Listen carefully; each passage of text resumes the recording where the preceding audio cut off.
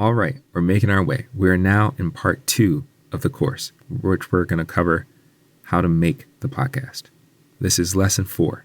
What do you need to podcast? So there are several ways to actually capture audio to produce your first podcast. The preferred equipment necessary to produce a quality podcast is a microphone and a laptop. There are now podcasting kits that you can get from anywhere on the internet, whether it's Amazon, Best Buy, or even Target. These podcasting kits are pretty cool, but you don't really need them when you're first getting started. Having a quality microphone and a computer to edit your audio is definitely a good thing to have. But to get started, all you really need is your smartphone.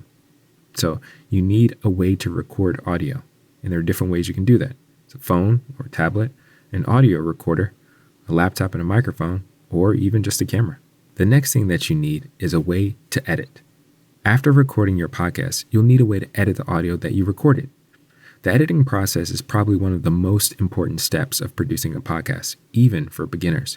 The reality is that this process can be super simple, even if it feels foreign at first. Later in the course, I will show you exactly what to do to get your podcast up to a good quality standard. So here is a list of the different ways that you can edit your audio. The first way is using what's called a DAW, or a digital audio workstation. It is a computer program that you can use to edit your audio and produce your podcast. The next way that you can edit your audio is by using online software or online programs. These can be kind of cool to use if you're on the go, but for me personally, I don't like using them because you never know. The internet might be a little janky wherever you are. Might as well just use something that's a little bit more stable, which I would say is your digital audio workstation, and that's going to be the focus of what we will be using in this course. And the third way is you can use your phone or tablet. There are many, many different apps that you can download on your phone to edit and record audio. The reason that I wouldn't necessarily recommend using programs or apps on your phone is because using your phone can be tiresome compared to using and having the flexibility of using your computer or laptop. But the possibility is there if that's all you really have to work with. And the last thing that you'll need is a way to share it. Lastly, you need a way to share what you've created.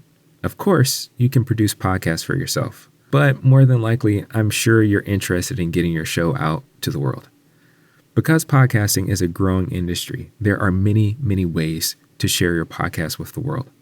There are free versions and paid versions. To help you get started, we will be utilizing the free podcasting distributor Anchor by Spotify.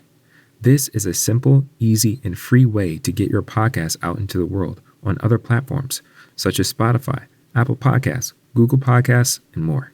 In this list, I'm sharing with you a couple of different ways of sharing. The main way is a podcast distributor, and the examples are Podbean or SoundCloud, or like I mentioned, Anchor, which is what we will be using in this course.